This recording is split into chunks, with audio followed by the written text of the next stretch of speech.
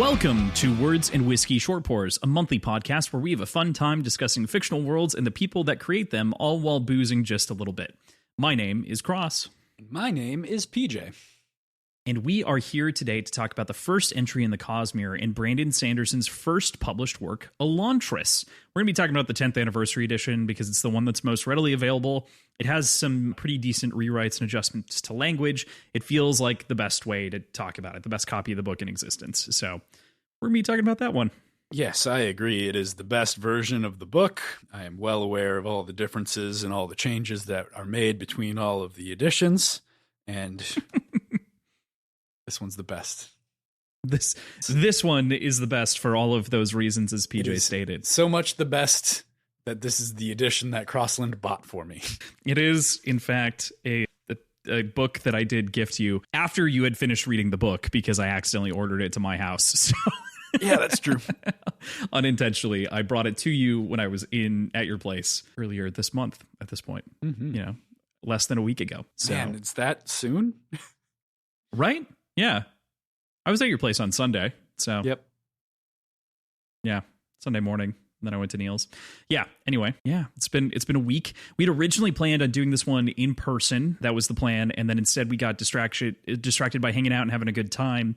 And we watched a full, season of a comedy TV show that we just spent a couple of hours talking about, Total Forgiveness. It'll be up on PJ's Symposium of Media and Whimsy, coming to your ears soon if you aren't a Patreon member. If you are a Patreon member, you have access to that by now, or right around now, so you should be able to go listen to that episode. But these two are recorded back to back, and part of the reason we did that one is because we watched that show and wanted to fucking talk about it, and it was a good time. And we did. That said, before we get into talking about this book too much here, I want to first talk about what we're drinking. PJ, what are you having in our second recorded show of the day? So I'm not doing a cocktail again. Instead, I am doing a beer that is a collaboration between two very well-known breweries in the area, very great prestige. Toppling Goliath out of Decorah, Iowa, and Black Stack out of St. Paul, Minnesota. So it is called Suds and Buds. It is a triple India Pale Ale with Citra, Ruaka, and Cryopop hops. So tasty? What's it taste like? Honestly, it doesn't taste as hazy. Like it doesn't taste as much like a hazy as you would expect. Sure. It has a little bit more of a bite, and it's a triple IPA. It's like 10%, so it's got a little bit more backbone to it, a little bit more of a malt backbone to it. So it is reminiscent of like a very hoppy barley wine, kind of like Dogfish Head 120, with a little bit less of a bite. So like somewhere between a hazy IPA and like a really high octane hoppy barley wine. If that makes sense. Okay. Yeah, that does make sense. Mm-hmm. It does make sense. Sounds good. Yeah. What about you? What are you drinking? Well, PJ, on the last episode, and by last episode, I mean the Symposium, I made myself a Manhattan, and I was talking about drinking a different cocktail later. And instead, I was so absorbed in the conversation around Total Forgiveness that I did not finish my drink. I didn't even get close. I didn't even drink half. I maybe had 2 sips. So I still have the Manhattan, of which I refreshed and made cold again with more ice, and then give it the stir and pour it off the ice during a little break between episodes. So I'm going to finish that on this show.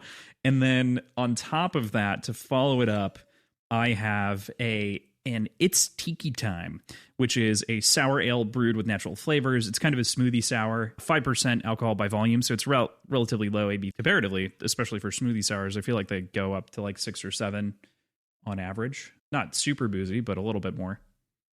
They can, yeah. But yeah, I'm very excited. I've had this before. It kind of tastes like a Mastodon, but with carbonation, which is interesting. Good. Yeah. Yeah. We had a lot of those at your place. We had maybe too many of those at my place. We had 3 of those, which was too many at your place. Yeah. Or 4. Very good so cocktail, much booze though. that goes into those, Crossland. It's true. PJ, we killed 7 bottles, I think, over the course of the week. Just in Mastodons, Crossland, between you and I and a few of our friends that came over, I very nearly killed an entire bottle of Buffalo Trace.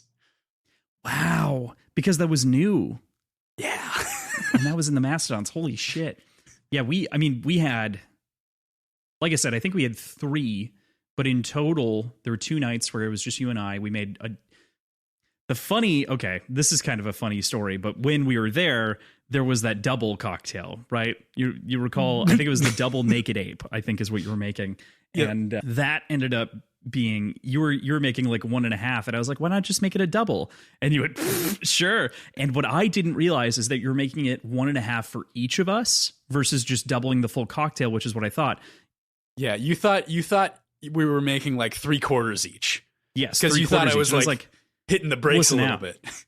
Yeah. And so I was like, what are you doing? Double it. And you're like, oh, okay. And that was our Galaga night. So yep. It was a good time. But yeah, that one got me giggling. We had to work the next morning. We did. You had to work a lot earlier than I did. Mm-hmm. You went to bed at 3 and woke up at 5:30. And I went to bed at 3 and woke up at 7. Yeah. I decided to go to work a little bit later than that day. Yeah. Usually I'm there at 6. I was there at 7. Which meant, doesn't matter. All it meant is I worked later that day. So, all good. It was very funny, needless to say. We had a good time doing our usual drunk Galaga sessions, but we did go through quite a bit of booze. That said, it sounds like we drank a ton that week. 7 bottle kills of mostly empty bottles. Yeah, they were like a drink left in each of them. So, right. We killed 5 bottles on that first night, and that was between 3 drinks, maybe between the 2 of us, and this double that we're talking about. I think we killed like 3 or 4 bottles in like 1 drink. Yeah, they were all pretty close. There was that little left. It makes us sound way more badass and alky at the same time. So I just want to clarify that it wasn't that we were drinking so much that we went through 5 bottles. It was that they were very close, and we just happened to be making the bottle kill drinks with them. Yep. That said, we did go through all that Buffalo Trace, which was crazy, but that was between 8 people at one point. Yeah. So it's not that bad. So, but right. I was looking forward to sipping on that bottle for a while. Yeah, that's fair. Okay, I went into Tangent Zone, felt kind of necessary. But first up, while talking about this book, Elantris by Brandon Sanderson, first thing I want to do here is read the book summary for those of you of whom maybe need a refresher and kind of what we'll be talking about and things like that. Then we'll go into general thoughts, and then we'll kind of go into full breakdown. We'll kind of be the spread of the episode. We'll end this with kind of the Cosmere talk, the Cosmere conversation, and that'll be the game plan. Perfect. Cool. All right. So, with that, our summary here. Elantris was the capital of Arelon. Fucking shit.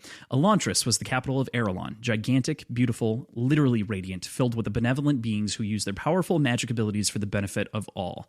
Yet each of these demigods was once an ordinary person until touched by the mysterious transforming power of the Sheod. 10 years later, without warning, the magic failed. Elantrians became wizened, leper-like, powerless creatures, and Elantris itself dark, filthy, and crumbling.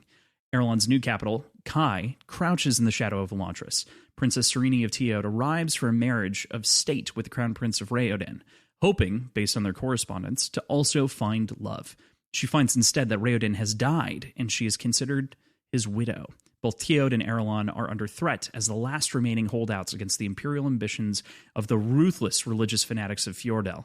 So Serene decides to use her new status to counter the machinations of Hrathen, a Fjordellian high priest who has come to Kai to convert Arelon and claim it for his emperor and his god.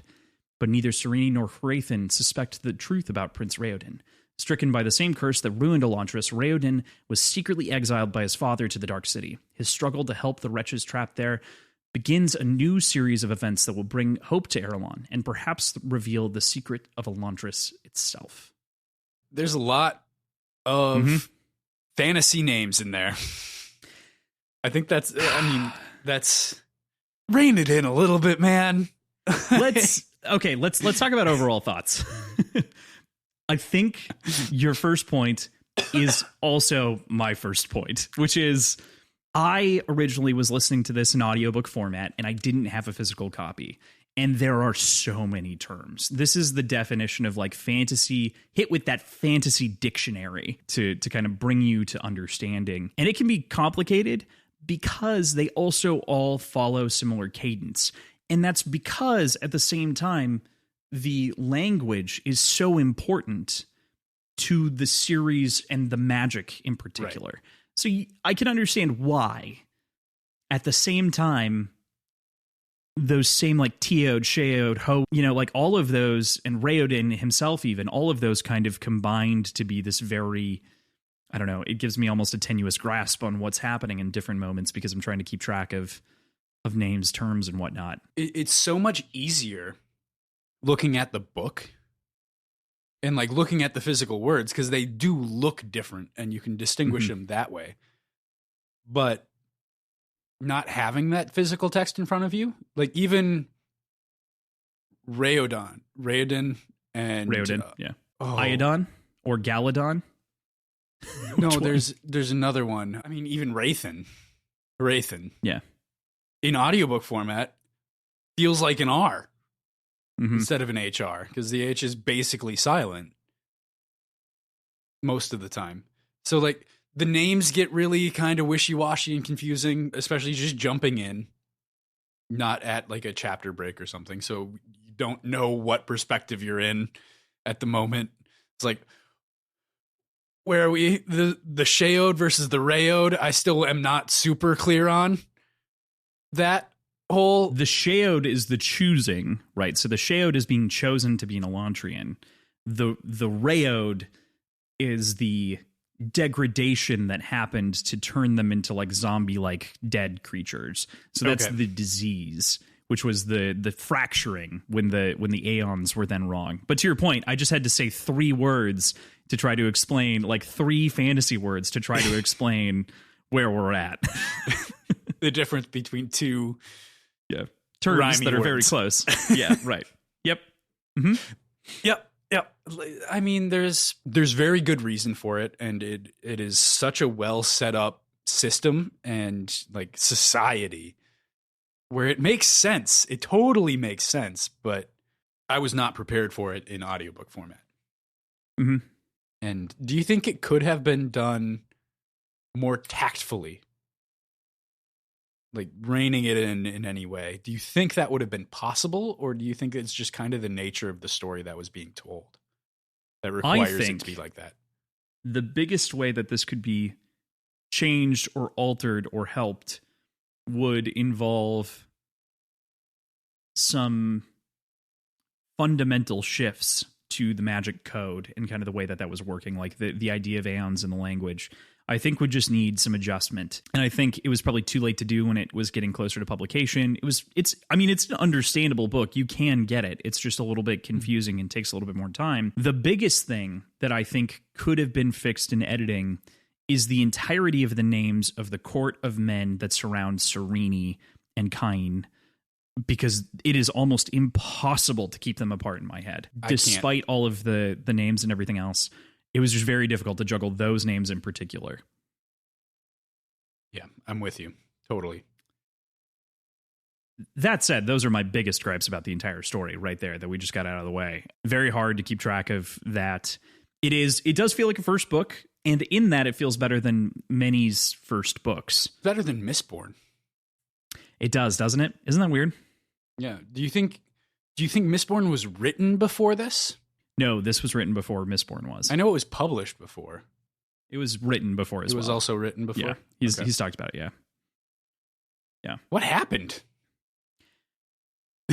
I think it's a difference in storytelling, right? Because this is written, part of the reason that I think that this is a little bit better constructed than Mistborn is just on the basis of the rotating chapters. Like this idea of being written in a triad format that's followed almost until the end, where we see jumping from perspective to perspective. So the story weaves itself better than through a kind of almost roughshod, when it's convenient, changing of narrative point of view that happens in Mistborn. So the structure makes it predictable in a way that is satisfactory to my brain hole. Yeah. Even if the like language isn't strictly as good, or like the approach to the story isn't strictly as good, this is a more enjoyable read to me than Mistborn was. So this feels so much like, even comparatively to later parts in the Mistborn trilogy, where you're dealing with a much grander scale of like statecraft and government. This feels grander. Also true. There's something to be said about the ease of writing a single book and containing that all in one story versus turning it into an arching narrative, right? And I think I agree with you there. I think that by the time we finish The Hero of Ages, you may come to slightly different conclusions. This is weird because originally my plan was to not read this until we were done. However, it slots in very well to our overall programming to do it now. So it was just kind of this is what we need to do because we have other things lined up for, later in the year. Because I didn't want to read this until we were completely done with the trilogy, because I think the end of the trilogy will also help evaluate the rest of the story, as the whole thing comes to a conclusion, versus this is just one book. And so you get something very satisfactory through the way that the stakes are laid just for a single story, even. Mm-hmm.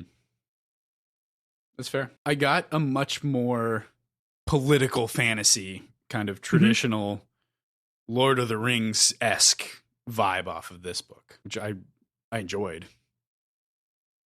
And I guess Lord of the Rings in more of the like later parts, Two Towers and Return of the King kind of sections, where you're dealing with leading armies and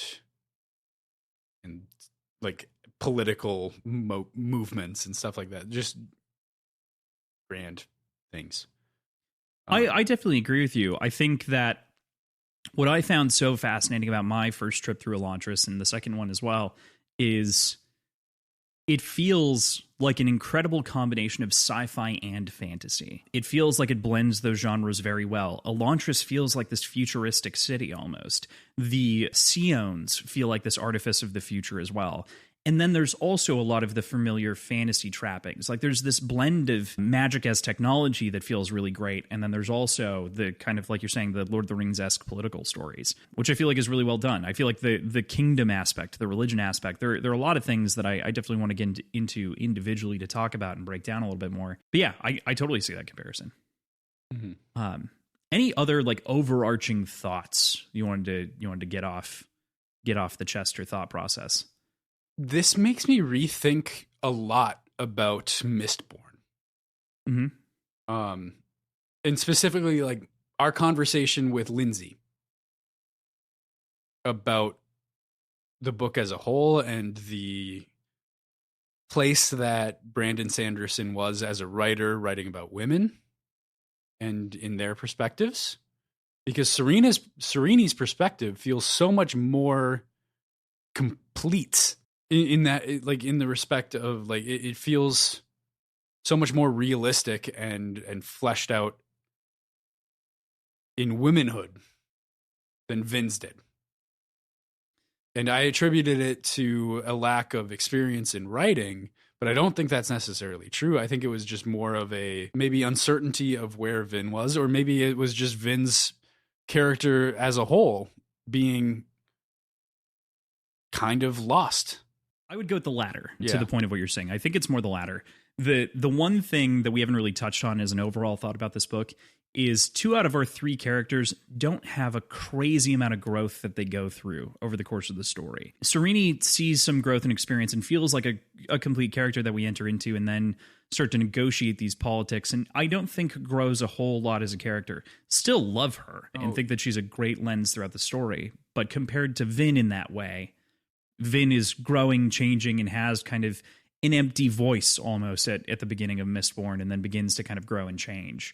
I agree with you there. I think the point of growth for Serene is external, in that she brings fresh perspective to the women of the court, for example, right, and sort of is a champion of women's rights and women's like place within the society that previously was kind of overlooked. So yeah, she still has a promise and a payoff. Like she still gets an arc. I'm not saying that. I just don't think she changes monumentally. Like you said, external growth is the thing. Like she, and I think Raoden is kind of in a similar way. Like he doesn't change a whole lot outside of maybe understanding a little bit more of the plight, but he was already, as described, kind of the the like emotional king, the one who is there, who's going to be there for the people. That was kind of his pitch on the front end. And that doesn't really change. We just get to see him embody that. Hrathen, however, does have a journey. Yeah, he does get to prove it. Yeah, he gets to prove that his place and his position as that figure wasn't inherited, but was entirely earned because he earned it again. Yeah, exactly. Yeah. He did make himself the viable leader a second time in a very real and satisfying way. And Hrathen does from nothing. Yeah. I think that's a great point. And Hrathen does experience growth throughout his entire character arc. Like, he is almost a show stealer in his own right for me in my read through because of what he goes through. Yeah, I think the other one that you could make an argument for, and maybe it's a little bit more shaded and less in the forefront of the story, but Iadon. I feel Iadon does make some changes. Yeah. Yeah. You're saying King Iadon, right? Not Galadon? Okay. King Iadon. I guess maybe it's less growth and more understanding what he's caught up in. Yeah, and admitting. Like, I think it's more of an admittance of insecurity, of which you don't really understand at first. Instead, at the very beginning, you just think he is a dick, and he definitely still is a dick, very clearly, as we'll becomes more of a dick. Elaborate. Yeah, becomes a murderous, kidnapping, culty dick. Yeah. In an attempt to... It's very fascinating, and we'll definitely talk about that more. But yeah, I think overall, this was a shockingly satisfactory book to me. I expected it to be a step backwards. Going from reading the Mistborn trilogy first, and then to reading this... I think I read this second. Maybe I read it after I read Warbreak, which is another standalone Cosmere novel. I really liked it all around. I was pleasantly surprised. I love this book. Mm-hmm. At the same time, if I had read this book now, not knowing that it was Brandon Sanderson, not knowing it was the same author as Mistborn, I don't know if I would have pegged it. Okay. I don't know if I would have said, yeah, this has the same voice as the author. It feels very different, but not in a way that is like negative towards either of them. It just feels different. Mm-hmm. Yeah, I mean, I get that. I think that makes sense. I definitely feel that even outside of the Mistborn trilogy itself. The Mistborn trilogy itself has a different voice to me than other books. And we'll get there as we continue through Brandon Sanderson's cosmology, the Cosmere on a whole. But even Era 2, I'm very excited to read more. I'm glad you really like this one. This was the book that actually swung me. I really like the way that the original Mistborn trilogy ends. I like Era 2. This was the book where I was like, and Warbreaker. Those were the books where I was like, okay, there's so much more here that I actually like really want to sink my teeth into. So I definitely wanted to feed these to you before we got too far in one direction. But, I just wanted to, yeah. Perfect. Cool. All right. So there are some general thoughts to kind of give you those to go off of. We'll try to focus in on as much on just the story itself, and then we'll save any other Mistborn-y talk for kind of the end as we talk about overall Cosmere-ish adjacent stuff. So want to take a second here. We already started talking about the wonderful perspectives and the sort of triad that we rotate between, but we've got our three characters, Raoden, the son of King Iadon. Again, keeping those names similar enough and almost rhymey, I think, is kind of a mistake. We follow that up with Serene, who is the betrothed to Raoden and subsequently widowed when he is taken by the Sheod and turned into an Elantrian. And finally, we have Hrathen, a Fjordelian priest sent to convert people to the Shu Dareth faith. And I think that makes for a really interesting story. We already started talking about these characters being, fascinating points, and while they don't all experience profound change, I do think that they make for really interesting perspectives to inhabit. I don't feel like any time is wasted in some perspectives. No time is wasted at all. Yeah. So much happens in this book. And I think that's why you can't get a whole lot of individual change and growth. Mm-hmm. Because there's just so much happening, and it all feels necessary. And I think, are there any authors that published their first book and it's like 800 pages long? Rarely. Very I feel like this seldomly. could have been. Yeah, probably. But nobody would have bought it. That's why people don't publish 800 page long first books, for the record. But it could have there used are it. a handful of exceptions. It totally could have used it. And I would have loved it. I would have eaten up every fucking word.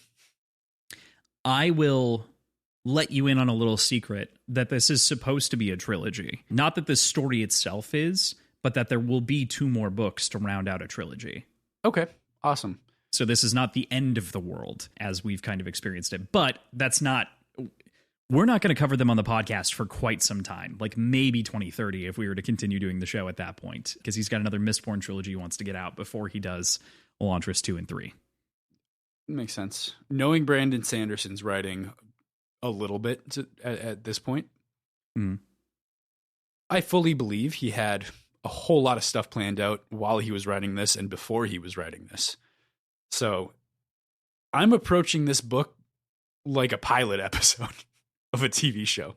I think that's the best way to think about it, is that maybe the format's a little bit different than what you ultimately want your stories to be like, but you need something to sell it right away. That's a great point. That's a great metaphor for how to approach this. Yeah.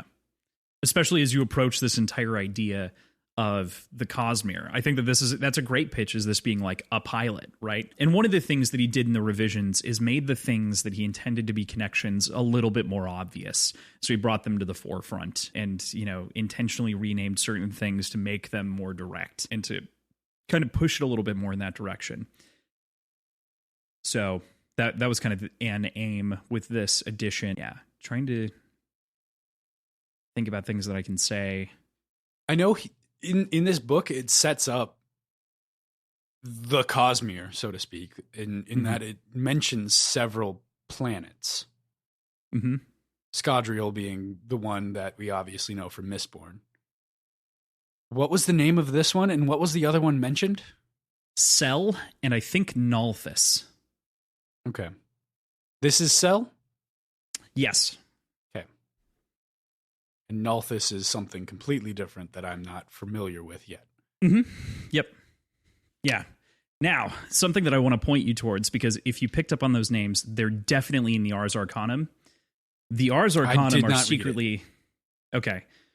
I think that they're mentioned outside of that, but the Ars Arcanum are secretly kind of important. And I haven't made a big deal out of it. Just curious if you would ever flip through them. But this is the first book that I am scared to read things outside of the text itself, Crossland.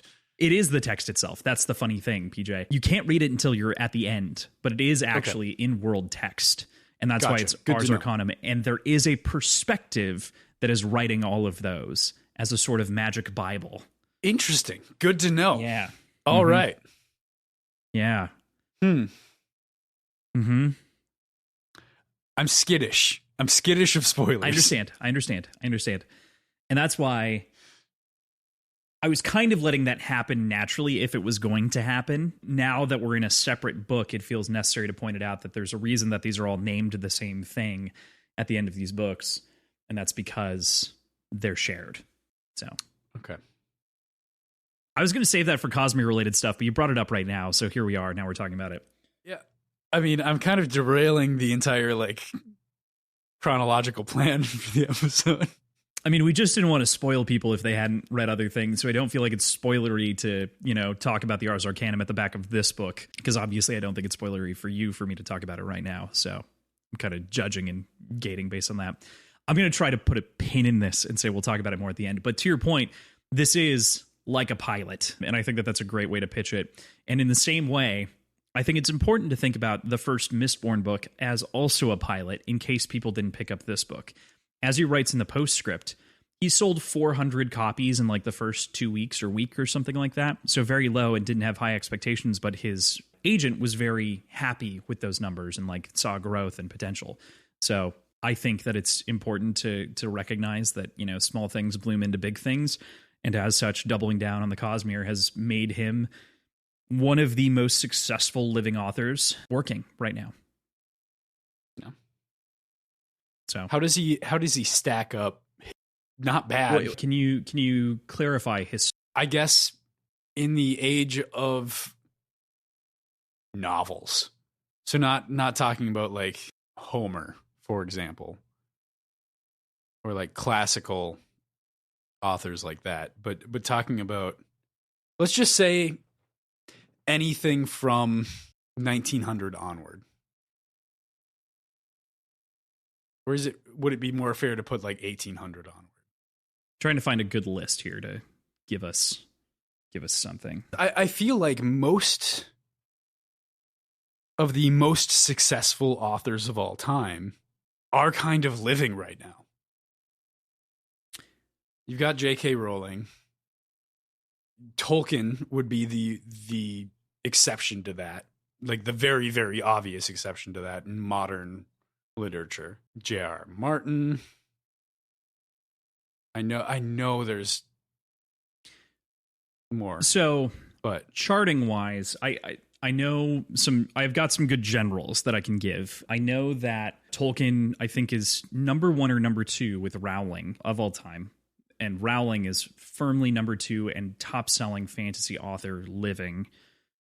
Followed shortly by, depending on who's quantifying fantasy versus sci-fi fantasy, which includes horror generally, in which case you slot Stephen King in at 3rd. If you don't, you slot in Terry Pratchett and you keep it just strictly fantasy as number 3.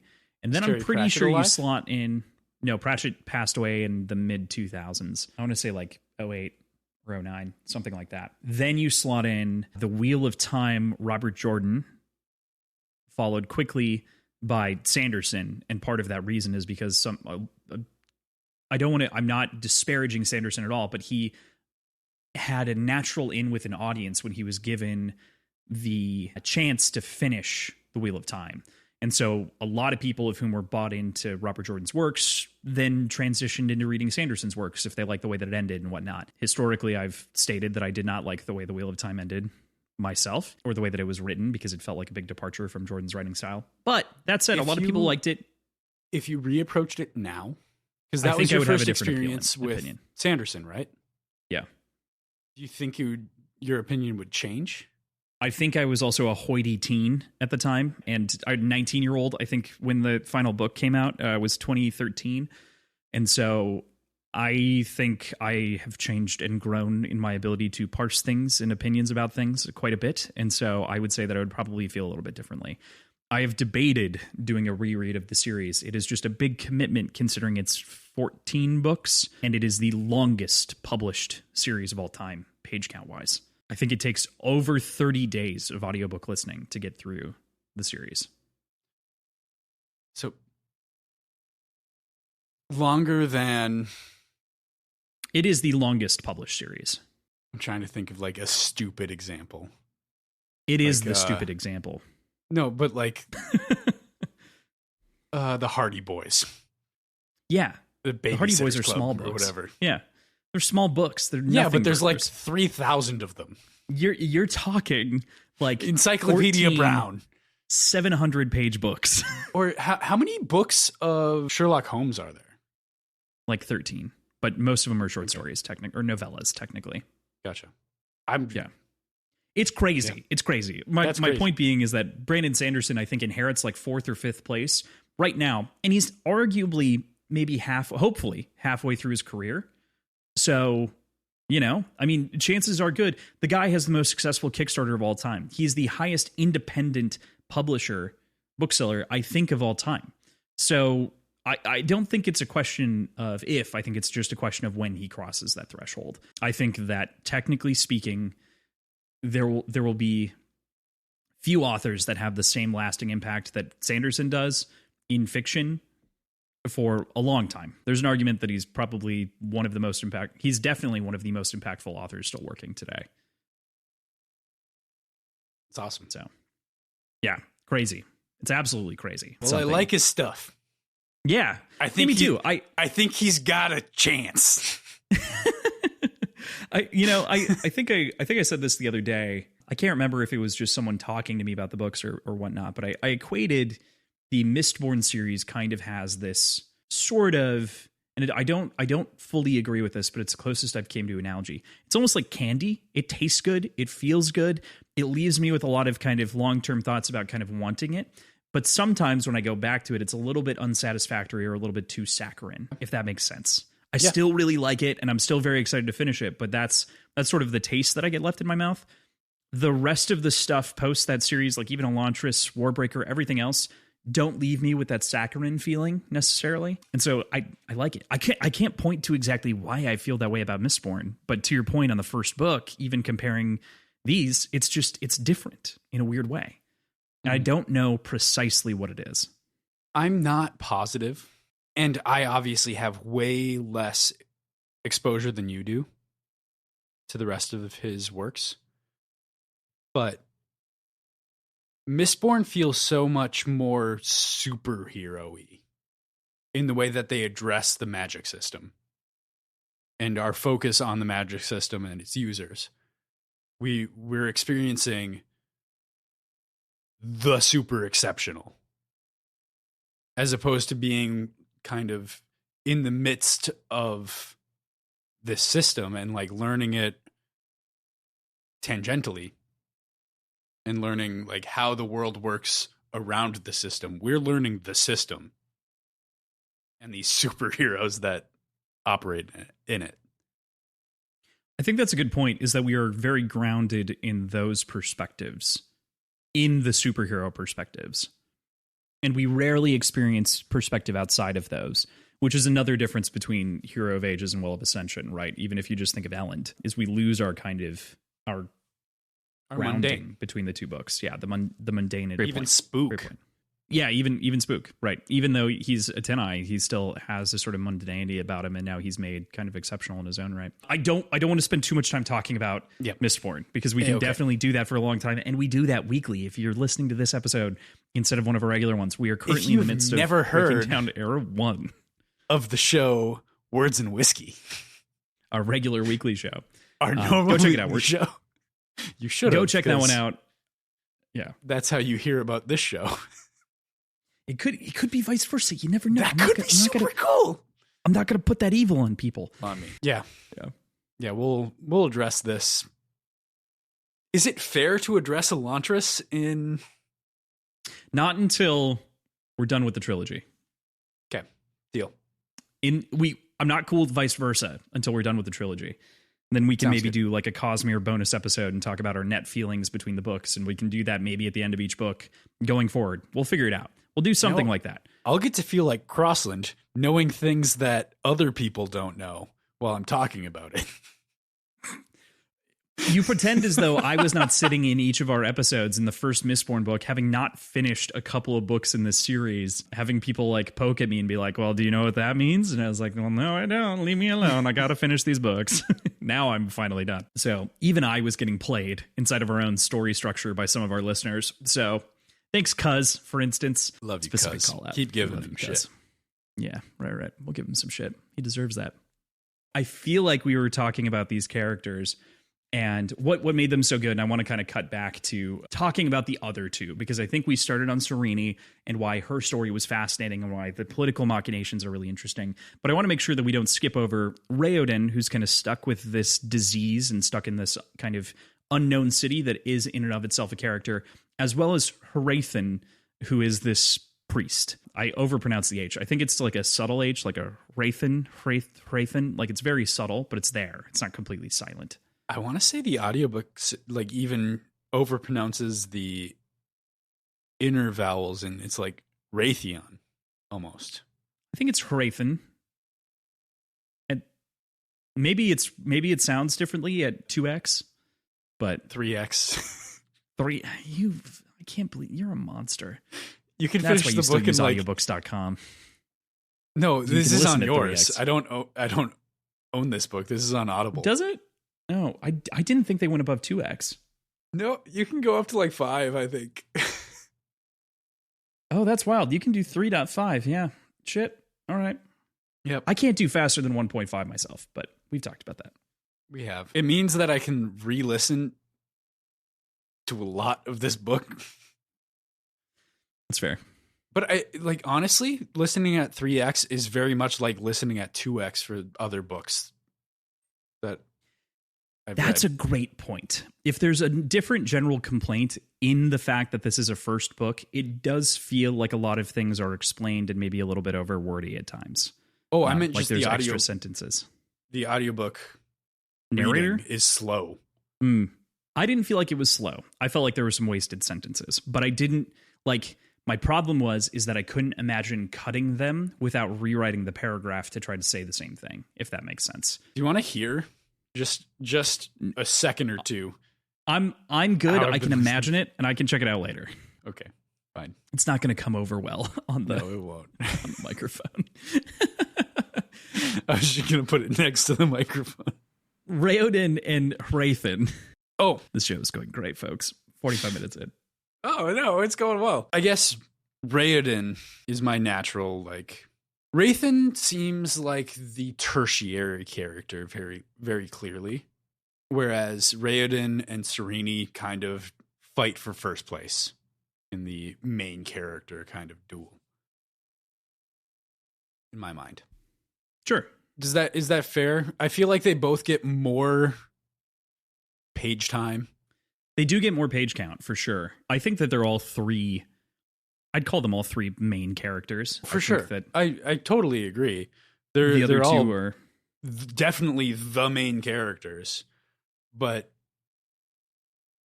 I feel like those two overshadow Hrathen. I think especially because they're obliquely protagonists, we also pay a little bit more attention to them as well. They're given a little bit more time. They're so directly connected as well. Yes, right. Versus Hrathen mostly exists to give us different lens and perspective on the rest of the world, but then also to interface kind of with those different characters one at a time, because he interfaces with Sereni up front in the first part, and then in the second part, he's left in Elantris and kind of serves as this quote, proof quote, that people can be cured of their disease by believing in Shu-Dereth. That's such a crazy reveal. Mm-hmm. Like, that was so well done. It caught me off guard. Truly. So crafty. So cool. That he went from potentially poisoning Sereni, that was his original plan, to like get the poison to get her out of the way, and instead realizing that, hey, wait, I can instead use this as a tool to convert people because they'll see me go in. But like my thought when he first ordered the poison wasn't even for Sereni. Dilof. Right. Exactly. Yeah. I'm like, oh, he's gonna take out Dilof. Fuck. Sweet. And instead, guy. Yeah. It was just a sideways motion. Dilof is a piece of shit. Holy crap. Oh, man. Dilof is a vile villain as well. Like, incredibly well written, because he's incredibly suspicious, and like, you know that he's not a good person, but at the same time, you just see that as like a committal to faith in a way. Like, he's just committed to the faith of Shu-Dereth so deeply that he's been corrupted. And so also Hrathen has to play this like semi-political game to keep him in place, using the religious structure. It's so good.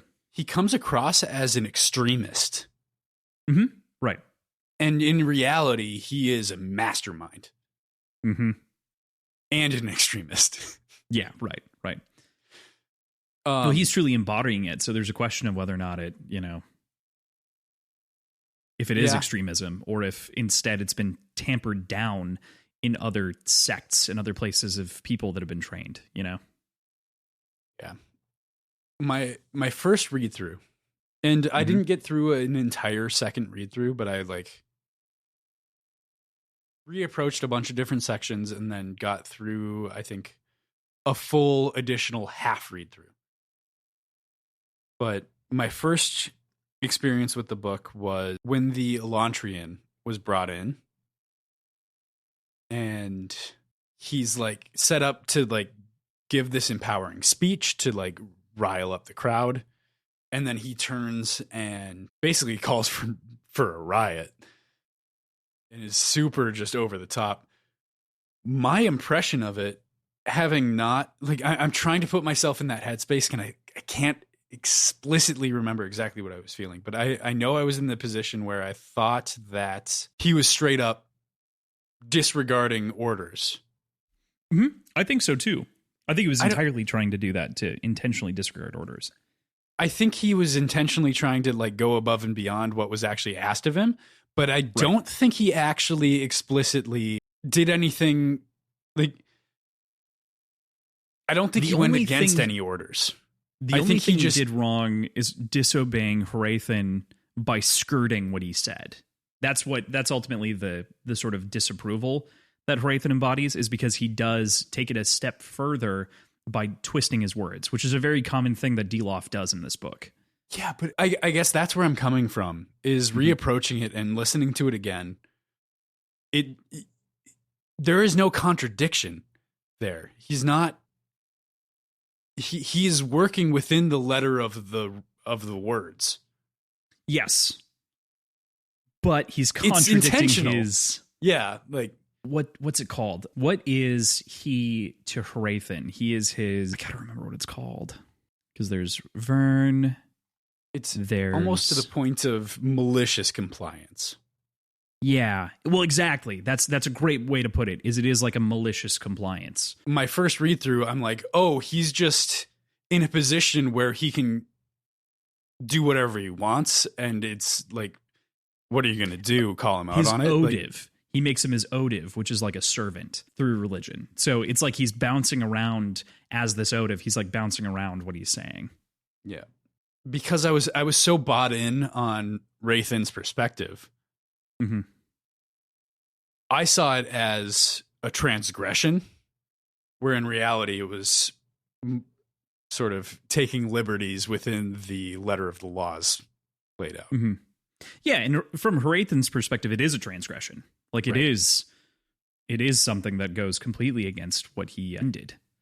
So, yeah, fuck.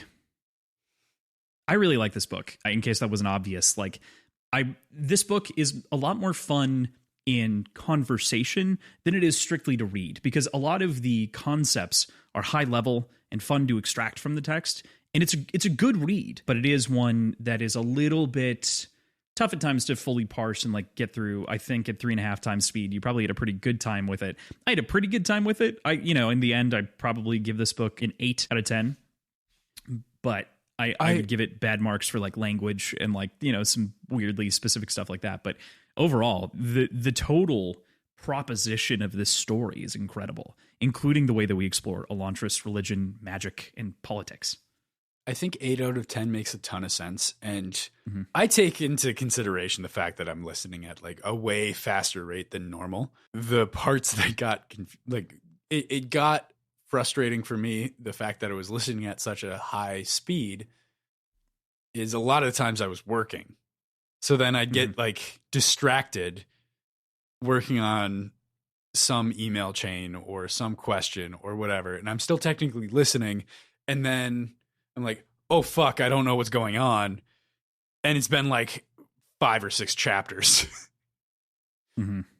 Because these, there's how many pages in this book? I mean, it's hard to tell because we have to go. I want to say it's like 400 something. Whatever. Call it 500 chapters, and there's more than 50 or 500 pages and more than 50 chapters. Like, the chapters are very, very quick. Yeah. For the most part. And do you colo them all? Do I colo them all? Yeah, Galadon, man. Like Galadon's Jindo language. Do you like colo is like okay, or do you understand? Like, okay, I didn't quite take it as understand. I took it as more of a like, I mean, conversationally, yeah, I guess. Yeah, right. Yeah. But it's not a one-to-one translation. Yes. It's mostly just because it's typically at the end of a sentence he'll say like colo, and it's like, yeah, okay, do you get it? Kind of, but yeah. So it's probably wrong to put it in the middle of the sentence, but I know. Reminds me of Grok. It's strictly a figment of the way that the audiobook is read, but it is such Cholo Mexican vibes.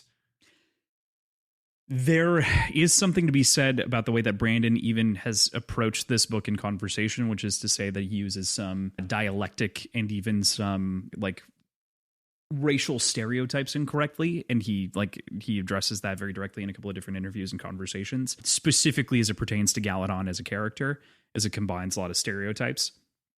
Mm-hmm. But that said, I think Galadon is still easy takeaway. One of my favorite characters. Oh yeah, for sure. I love him. He's great.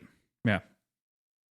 Yeah. But I worry that most of my perception of him is tainted because of the way the audiobook narrator portrays him. He kind of, in the way that he's portrayed inside the book, he kind of comes off Jamaican. That was I don't know if that was your takeaway, but that was I got sound. Like LA Cholo Mexican. Okay. Straight I didn't up. get that. I got Jamaican as like a borrowed from an island kind of. A lot of it kind of felt of that nature. Mm-hmm. I could see that. Also, yeah. I'm approaching it at 3x speed. That performance is so different than what you probably experienced. I think at a certain point you start to lose performance and you're just hearing words, which is good. Well, like you still get some, but you still get performance, but it's warped. So I got like Colo. Mm-hmm. Like Suli, Colo, mm-hmm. like it comes across not the same. Like in that cadence, it mm-hmm. feels completely different than I think the intention. That's fair. So I know that's on me. Yeah, I mean, all good. I don't blame you. I just wanted to bring up Galadon at the very least and say, how much I like and appreciate the character. I love it. But mm-hmm. also we had a conversation about this in the Discord a little bit about casting and like mm-hmm. what Galadon looks like, because it felt pretty ambiguous, but there is strictly a description for him. And he is a dark-skinned, large, muscular man. With silvery skin, but I think silvery skin can fit on anyone. Dark metallic silver skin, which is what happens to anyone with Elantrian, with being taken by the shade. They're all kind of gifted that silvery skin with splotchy face complexion. I don't think it even technically says silvery when it first describes him. It says, not when it first describes him, but later it describes him with silvery skin. That's towards the end. Yes, it is towards the end. When they've become sort of radiant again. Repairing you're right. Yeah. When they repair the Elantrian magic. Otherwise they're kind of pallid, right? So they're washed mm-hmm. out because their heart isn't pumping, and so they aren't getting blood to their face. So instead they're white. Yeah. They aren't white, but they're paler, pallid, like I was saying.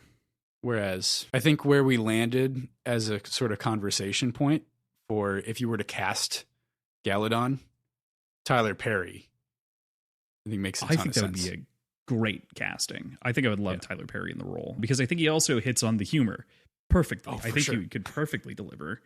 Yeah. He would make an incredible Galadon. Side note, Tyler Perry, in all of the serious roles that he's ever been in, has been my favorite actor on screen.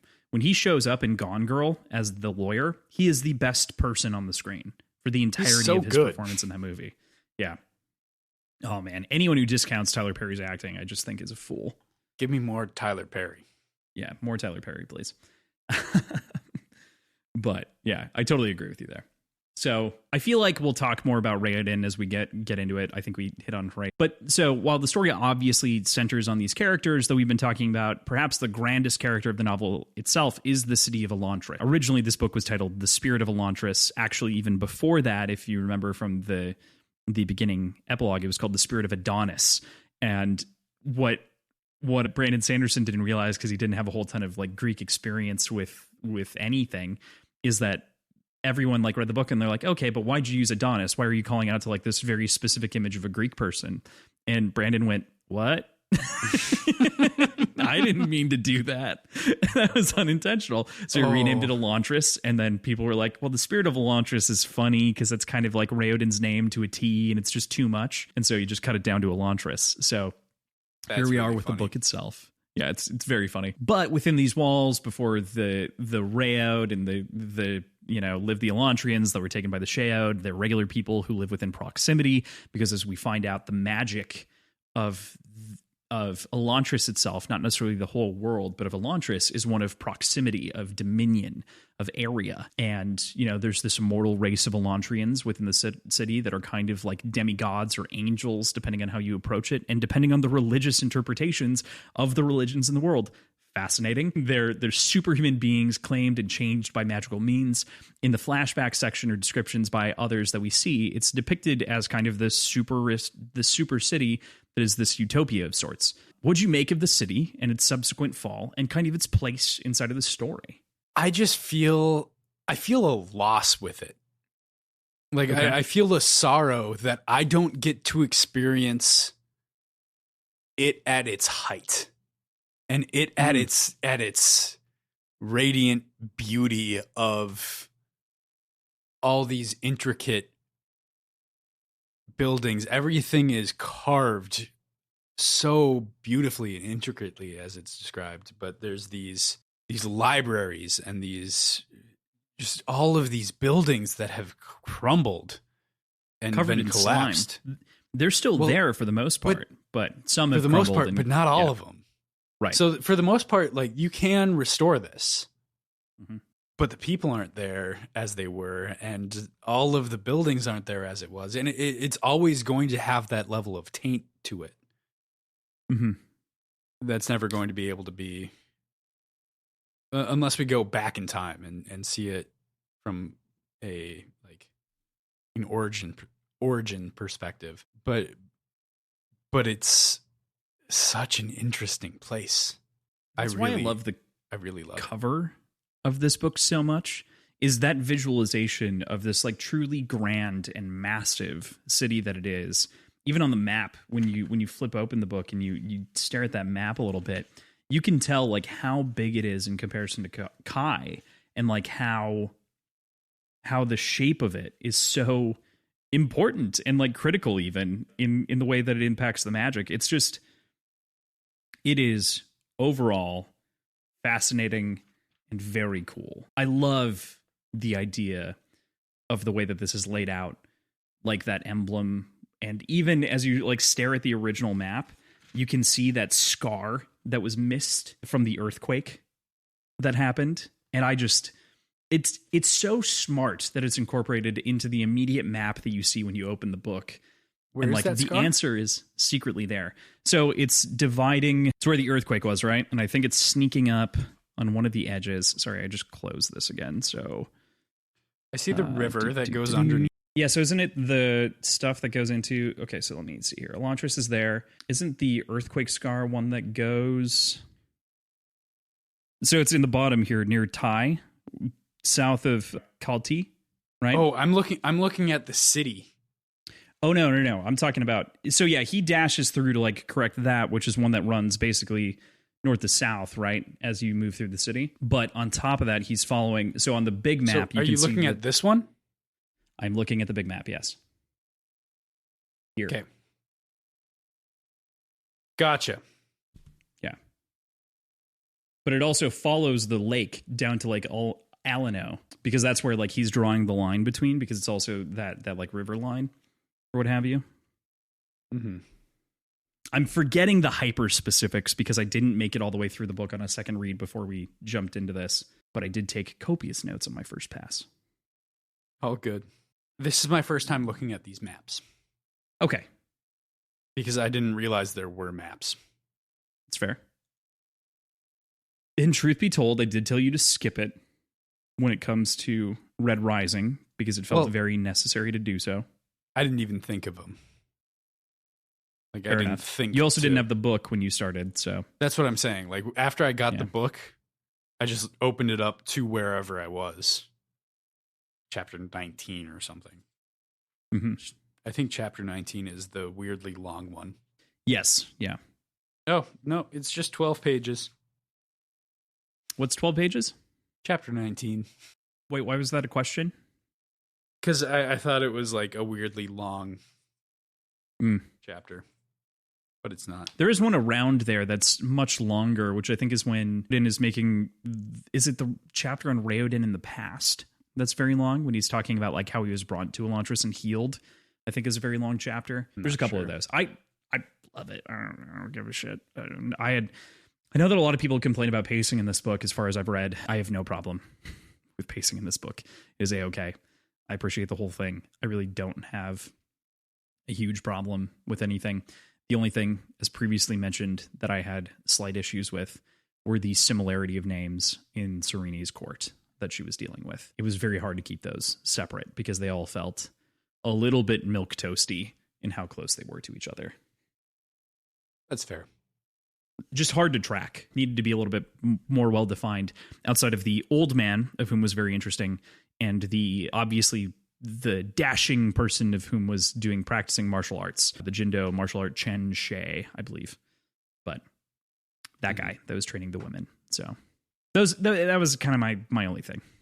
Right. Any other thoughts on Elantris, the city itself, as we've been chatting? I wish there was more of an exploration of the city itself. Sure.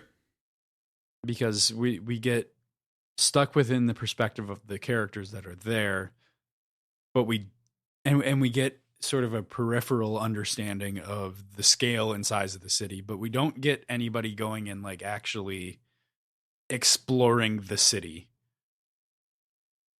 in its like outer reaches. We just get kind of this central section where all the action is happening. Yeah, we do get kind of tertiary exploration and explanation kind of the city through the gangs and the parts of the city that they live in. But to your point, we don't see as much exploration of the city itself. What's really interesting is the way that this story resolves is with Elantris restored.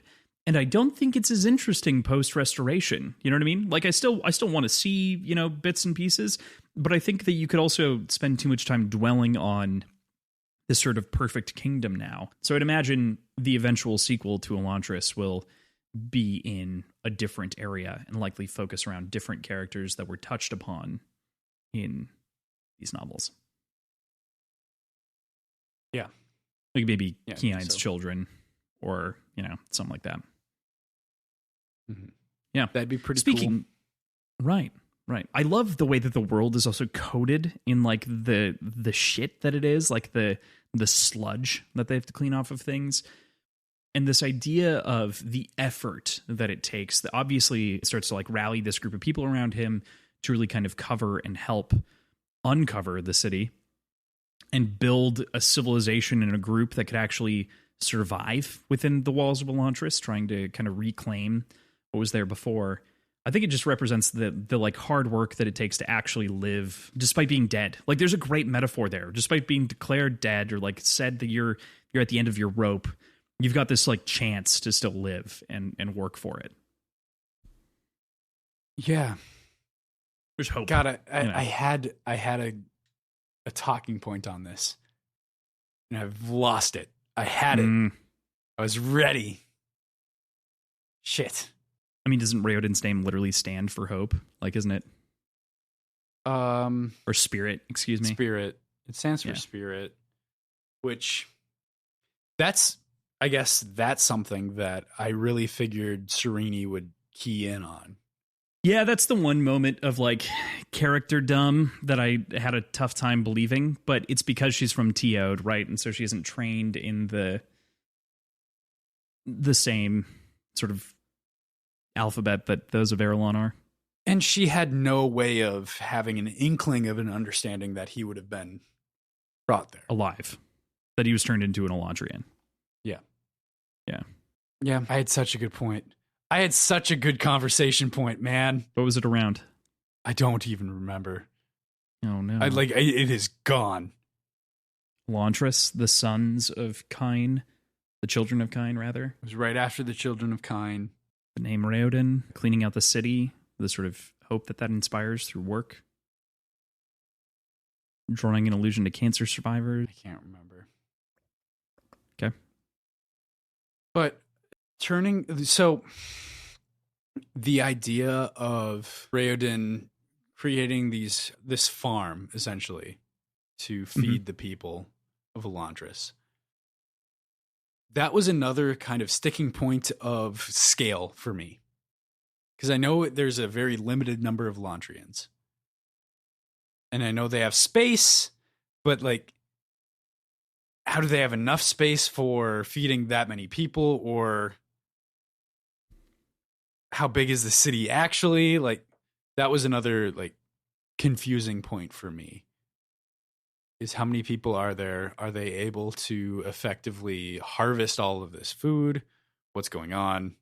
Is the city kind of sectioned off and a lot of it's vacant? I think a lot of it is vacant, or a lot of people have been collected into the groups of Hoid, right? The people of whom have been damaged to a point of where their minds are no longer there. So I want to say that that's kind of a big thing. And it's not to say that the singular farm, scale-wise, that the singular farm could have fed everyone, but the idea was to bring people together to prove that it could be done in the first place so that they could expand and do more and more and more, I think. That was kind of my thought on the purpose was, you know, we're immortal. We're all in pain. All it takes is time and caution to like get us to a place where we could live without accidentally turning into Hoid or trying to fight each other for limited resources to survive. That's fair. That's a good way to look at it. Okay. So I think to your point, I think that there is still a scale question, but I think among the three gangs, it felt like a lot of those were minimized in part because of how much they fought, in part because of the number of Hoid that exist inside of the city in general. So I think our catch-all excuse here is, well, most of the population is Hoid because they didn't know what the fuck was going on in the beginning when the Raod hit. Fair. Yeah, when the Raod hit the Shaod and they became the Hoid, it was really bad. Mm-hmm. Uh-huh. That's where anyone listening who hasn't read this book just nods and tries to move on. That's where people that have read this book nod and say, uh-huh. Which one of those is which? You know, it's a fair point. It's a fair thing. It is. There becomes a certain point when words can be overused in fantasy novels, even though they're relevant, or even I think part of it is just that these words are so similar because of the word structure that he developed, being kind of the beginning and end of words and how they combined through, you know, Aeon Door to form a phrase. It makes it very hard to parse or piece them out. Mm. It does. This is why language craft is such a, especially fantasy language craft, is such a talent. I forget the guy that they like handled or that they hired to do all the languages in Lord of the Rings, but or not in the Lord of the Rings, excuse me. I think he also did the work in the Lord of the Rings, but in Game of Thrones did a miraculous job of constructing spoken languages. Mm-hmm. So. I'd be curious what he actually did in Lord of the Rings if he was involved, because those were pretty... I think the biggest thing was working out pronunciations for people, like more That vocal makes sense. coaching than anything else. Makes sense. And some written stuff, I'm sure, like constructing props so that they made sense. Because he was a student of language first, and then like a, you know, how do we translate? I forget his name. I'll have to look it up because it was very interesting. Great YouTube video on the whole thing. So with that, talking about Elantris, we move into Sereni's plot. We've already talked about, you know, kind of the Court of Nobles, but Uncle Keine, I think, is great from a character perspective. I think the eventual reveal of Uncle Keine is fascinating as we get these stories of Driak Crushthroat through a number of other characters and perspectives, and we're with this like joyous Cavax-like uncle that is just this ball of fun, and he ends up being this like big pirate legend of kind of yore. And I just think that's such a cool reveal and moment within the story of Sereni's, and I don't want that to undermine the whole point. But what'd you think of Sereni's plot of the Triad, beginning to end? What'd you make of hers? What do you mean of the Triad? So the Triad is her, Raoden, and Hrathen. Right, but okay. They all feed into one end. All that I'm saying is like, what'd you make of her chunk of the plot? Gotcha. Okay. I was trying to like figure out what's her conscious play of fusing these three, but no. No, no, yeah. I think she is the most satisfyingly competent character that I've read in a very long time. In that she is self-aware and like it's a given that she's intelligent. We understand that she's intelligent. We understand that she's cunning and able to kind of tamper expectations and read the room, read the whoever she's trying to deceive, Iadon, namely in this book, but is also like multifaceted in all of her decision making, talking to her father about why she can't come back home. Right. And the reasons are simultaneously and like importantly in both respects, political and personal. And even dropping one of them, she'd probably still make the same decision to satisfy the other. She is a very complicated person, but in a way that's not inaccessible. Mm-hmm. Her complications and the way that all of her information is revealed is very upfront and understandable and heartbreaking at times. But I don't know if there's a single point in this book where I wasn't like rooting for her. You know?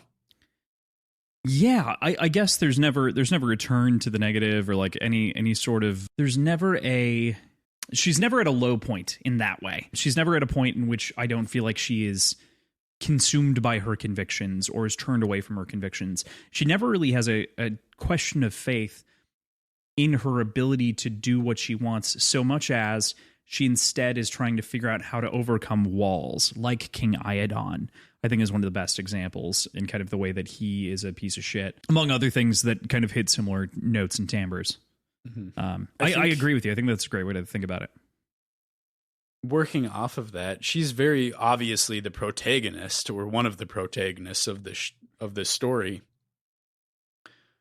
But at the same time, none of it feels unearned. And none of it feels like she's the good person, so we should believe her and we should agree with her. It's all, this is who I am, this is what I'm doing, and this is why. And that proves her to be the protagonist. Like, it's kind of backwards from what you'd expect from a character like this. Whereas, like, we're not given, like, there's no benefit of the doubt to begin with. She is genuine and good from the start. Right. Which is fun. Which makes for... It can make for a character that I think is a little bit plain, but I think she's confronted with enough challenges that it makes her very interesting. Like, it does give her... Like we've said before, she doesn't necessarily have a strict path of growth, but she does progress the story. She's not stuck, and she does... through her actions make progress. So she herself isn't necessarily growing, but there is growth around her that we see through her political moves. She's the catalyst for change. Yes, exactly. Well, while she herself doesn't change, her ability to exert her influence does. And I think that is in and of itself compelling. Mm-hmm. And that's why despite what I would generally cite as a character negative, she is still a very compelling character. Yeah, it would. I don't know how. Like, I don't know how it doesn't come across as flat, mm-hmm. or as just. Yep. Mm-hmm. Yeah, I totally agree.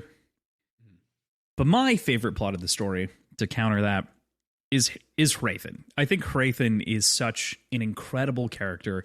I love his entire path, poisoning himself, like we said earlier, to fall into Elantris, a ploy he'd originally thought to do to Serene, and then Deloff really kind of solidified it. He'd kind of bounced back and forth on where he was going to go with this, but turned to Deloff as the ultimate foil here to receive the poison eventually. He makes it out later, of course, which kind of gives this proof of faith and this sort of stance of heroicism for his religion, as he was chosen by Wyrn to be this champion of Shu-Dereth. And the whole thing just reads, it makes for such an interesting turn because he has this fantastic foil in Delof, of whom is an extremist, kind of like we painted him earlier, and is at the same time a mirror through which Hrathen eventually views himself as he kind of thinks about the changes in the religion and the extremes to which the religion is going to do these things.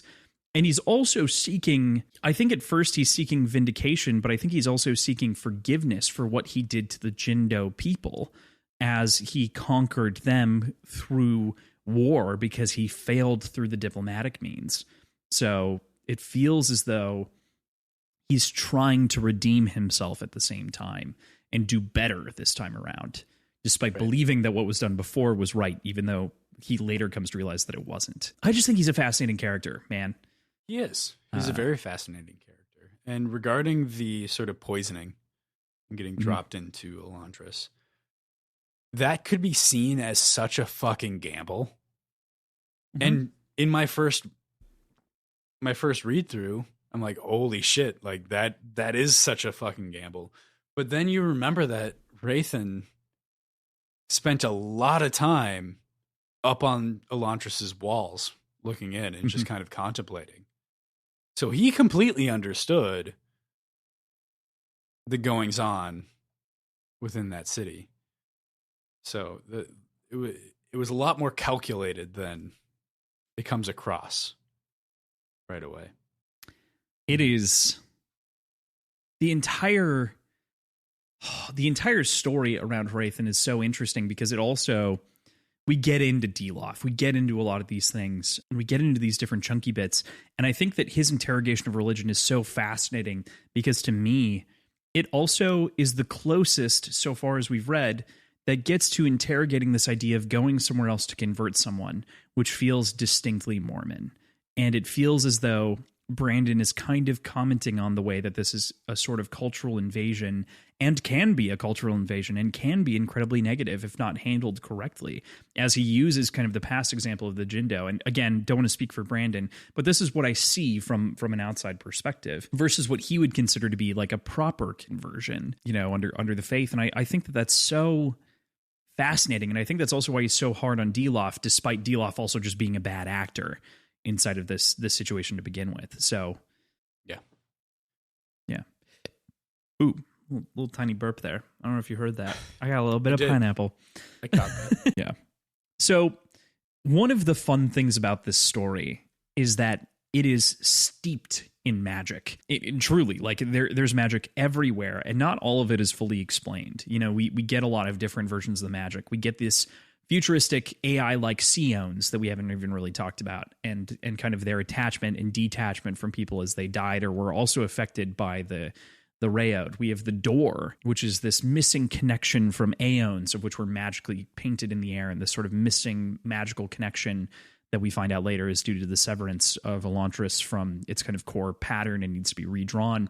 We have this sort of bone magic that the Decor monks practice, which is fascinating. We have this sort of sacrifice that happens that leads to teleportation in the final act that seems to also be maybe from the blood magic. There's just so much here that points to magic based on a combination of like faith, on area, which I think is so interesting, right? Like magic derived from faith makes some sense. It's kind of a thing that's talked about often, and you know, kind of the way that fantasy systems do. But like magic based on proximity to something, or like your powers being based on proximity to something that is magical, like a focus, is not wholly unique, but in the way that it's pulled off in this story, it's totally unique.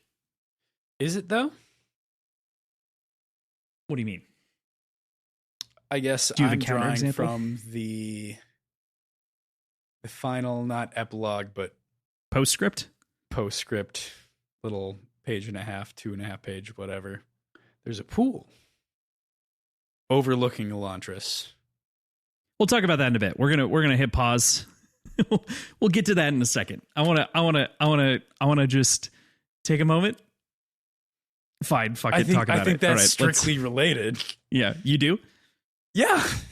I think that's irradiating magic.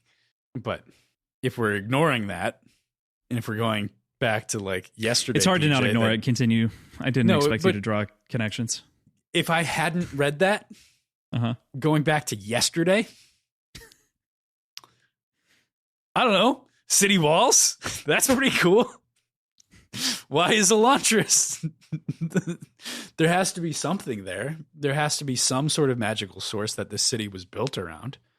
I don't think that the fact that a city was built here gives it the ability to radiate magic. There has to be, the source has to be somewhere, and I would assume the city followed the source as opposed to the other way around. Sure. But there seems to be something about location, right? Like, above and beyond what you're saying, location is deemed very important on this world in the way that people of whom are taken by the Sheold and turned into Elantrians are only those of whom live or were born in proximity to Elantris itself. I guess kind of fighting against my own opinion. Mm-hmm. The Aeons that are drawn follow the map of Elantris. Mm-hmm. And are strictly based on that map, which most of that is man-made or is unnatural, right? It is forged. But it blends with the natural, with the earthquake and the fracture, like the fissure that affects the Aeons. So it is both any natural and unnatural features on the surface of the planet in that specific area that dictate the symbols of this magic system, right? Well, yeah, so it's based on the area, right? And so like the Aeons themselves are drawn to be representative of the area. And so that's why they were broken, right? That's the whole culmination of the book, is by fixing the base drawing that everything is based on with that simple line at the bottom of the map, everything was corrected. Yeah. But that earthquake presumably is a natural feature, whereas the rest of Elantris is like a man-made city. So those features are not naturally occurring and not naturally made. So it is taking, this magic system is taking from both. Yes, agreed. Or is affected by both. Is affected by both, I think would be the way to say that or to point to it. I would agree with that as a conclusion to be drawn. Mm-hmm. Yeah. What about the other magic system? So obviously that's Aeon Door that we're talking about right now, being the combination of the door, which is that complete symbol, and then Aeon, which is the sort of language by which one operates the power. What do you think? What is the other system you're talking about? Well, we've got like the bone magic of the Decor monks, right? That like Deloff clearly has, where he kind of like supersizes himself and throws bones and grows weapons and kind of does all of that. And then we get like potions. The potions in and of themselves are kind of a magic of sorts, yeah. I'm assuming they fall into some magical. Probably, yeah, some sort of magic. Or science. I mean, it could be, magical science, which is kind of Brandon Sanderson's entire bag. I don't have a ton of opinions because we don't get much in the form of explanation.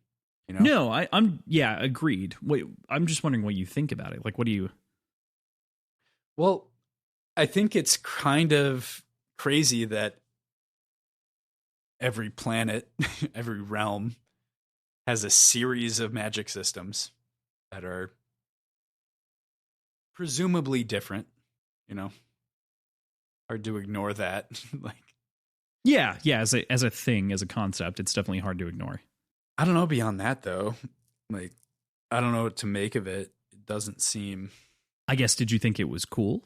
Of course I thought it was cool. I'm looking for base shit at this point. You haven't said anything about it. I thought you were asking for my understanding of it. We don't get that much of an explanation in the book. I fucking love magic systems. Yeah. And Right. I'm really growing to appreciate Brandon Sanderson's like ability to create them and my trust in him to believe that it's all logical. I think that's maybe weirdly, I don't know if it's weird or not, but one of my sticking points in magic systems is when I find points of a lack of logic or of broken rules. And I have enough good faith with Brandon that anything that comes across as a broken rule, I am confident in saying that it was just a misunderstanding and an incomplete set of rules that we were working off. So I'd like to assume that I can extend that here to this system. Yeah. I don't know for sure, but that seems to be the case. I mean, I feel like it makes sense. I do want to bring up that I think that there's this big character moment here that's revealed too. It's nearer to the end of the story. But as we think about this bone magic system, it's revealed that Prathan and anyone who goes through the Fjordell religion of Shu, oh my god, not Kessig, Shu Dareth, is brought up through one of the many different schools basically underneath the religion, and that he was originally a Dakor monk and so was trained just slightly in this sort of magic and this torture, and left and was broken by his own religion at that point and was moved into a different school, which was sort of unheard of. Mm-hmm. It's especially considering the secrecy around the Dakor. Right. Ugh. It's so complicated, man. It's deep. It's heavy. It's great. Mm-hmm. Even the like sacrifice that one monk goes through to like sacrifice himself to teleport, like he burns himself alive to teleport them across the ocean, right? Crazy. So it all seems to be like a trade of oneself for something else. It seems to be kind of the way that at the very least that particular piece of magic was portrayed. But yeah. So we talked about this a little bit earlier, but we didn't talk about it entirely. There's that cult reveal from King Iadon. And man, that is a crazy twist. It brings about a very different presentation of faith in these. I think it's the Jesker mysteries is what they're called.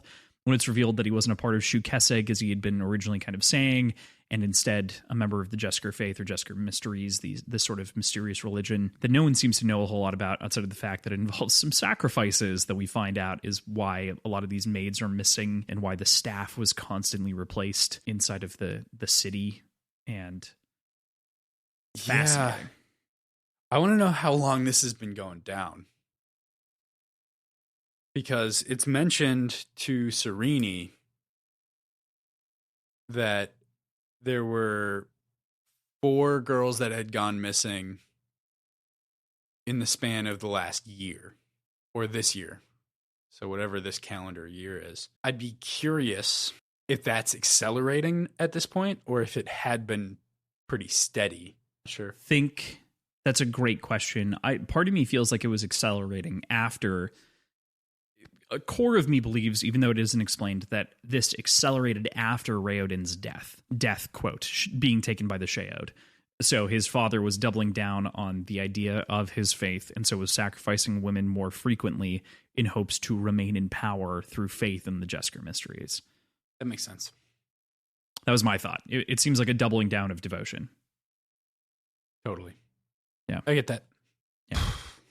And it's a crazy twist because this is a moment in which the story really kind of takes that a sort of insane turn. This was a moment that I did not see coming in any way, shape, or form. Similar to the way that the eventual reveal of Delof to be this sort of bone monstrosity comes about as well. Both feel horrifying in very different ways, and in different ways through their religious exaltation in a way. You know what I mean? Like these are both of these evil characters are made evil through their faith. But that faith is, I mean, exactly what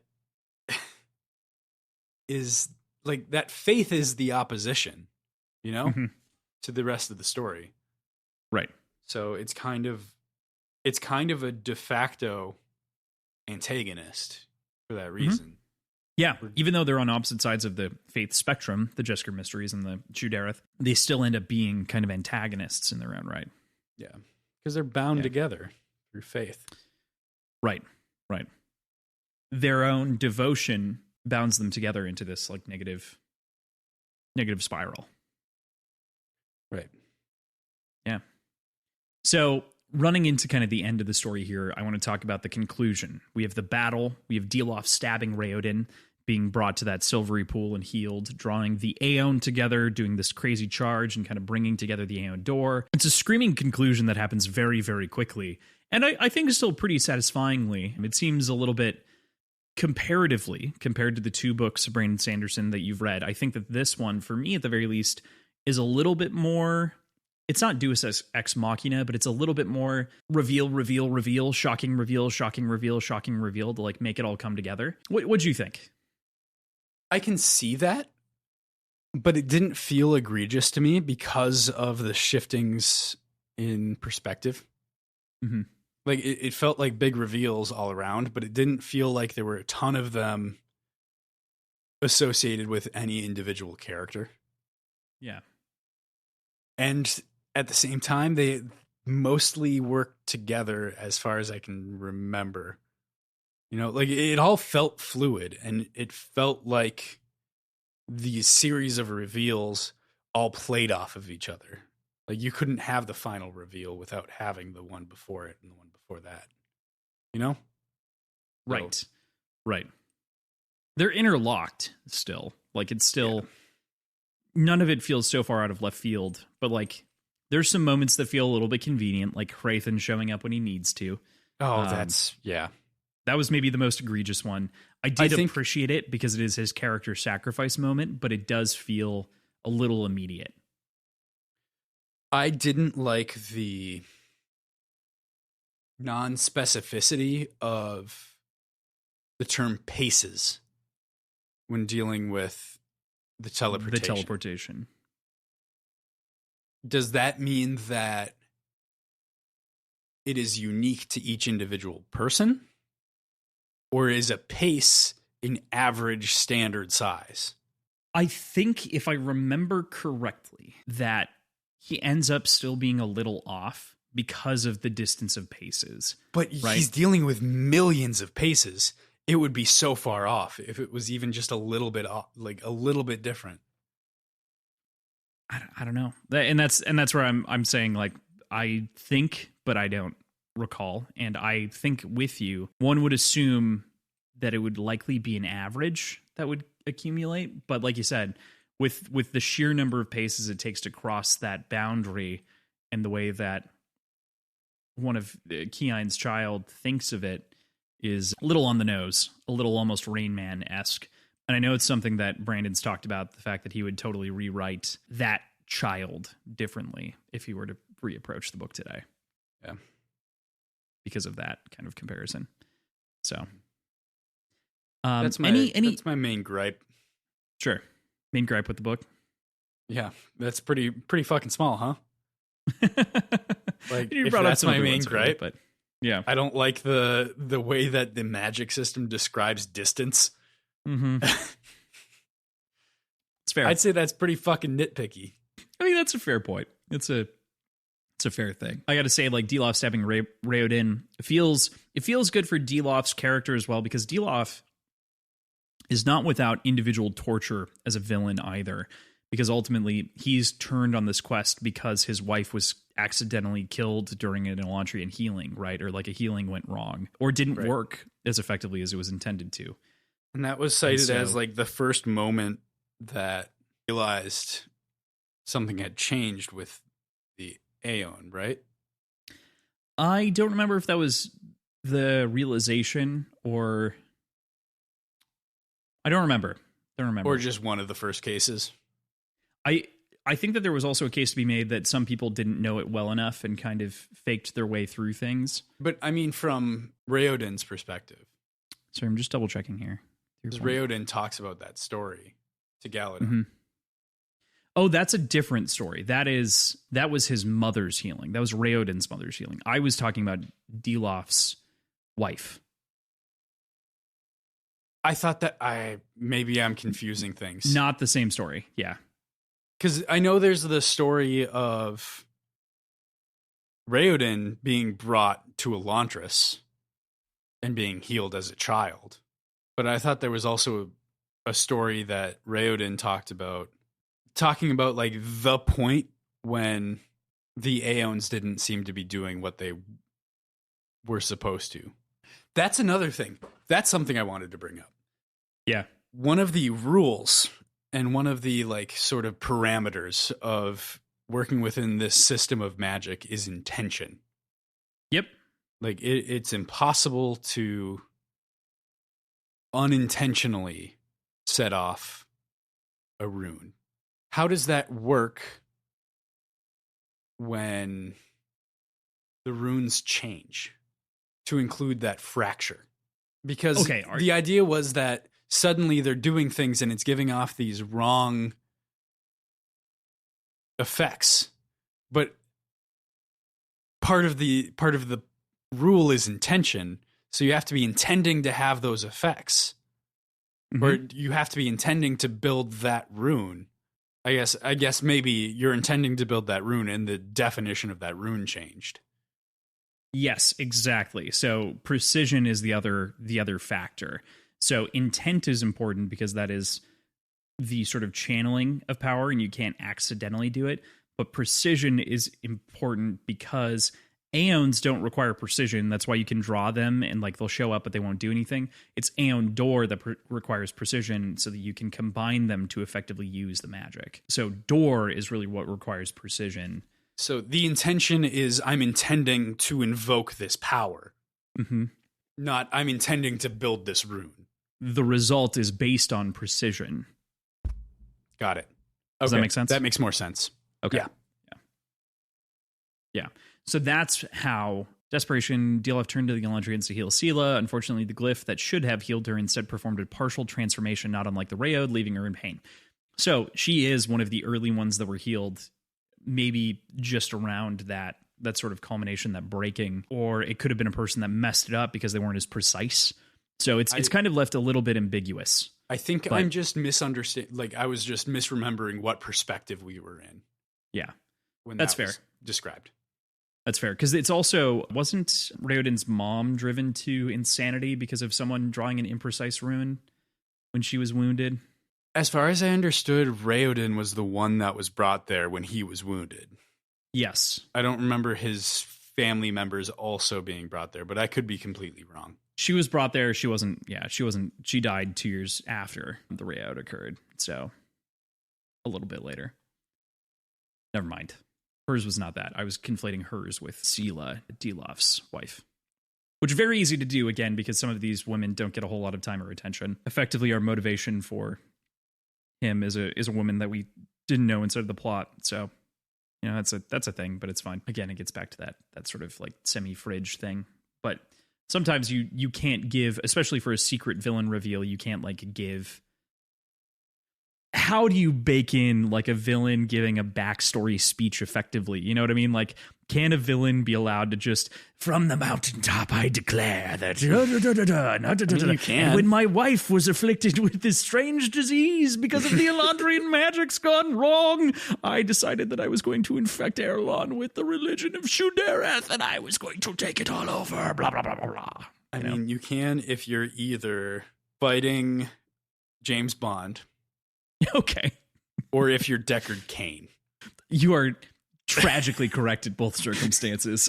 Good call. No notes. But you do want to... I think I praised Born for doing this. And I know you haven't read it, but it's just a note that happens is that one of the characters is giving like their grand speech and just gets her head bashed in with a fucking rock while trying to give a James Bond-esque speech. And it's such a good moment where it's like, yes... I've wanted that to happen in every story I've ever heard. Yep. Fucking do it. Yeah.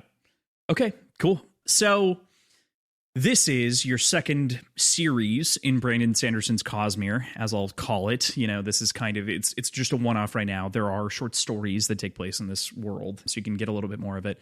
But for those folks turning in for the first time, we're going to be talking about other books, namely Mistborn, Well of Ascension, roughly half of the Hero of Ages, based on where we're at. So in case you didn't catch other warnings that we're talking about this, probably the most intense spoiler section, although I feel like we've already hit some of that, and I don't think this warning is maybe even worth it at this point. But here we are, still just in case. I'm going no holds bar for the rest of this with PJ. So any parallels with characters, magic, world, etc. that you wanted to bring up here?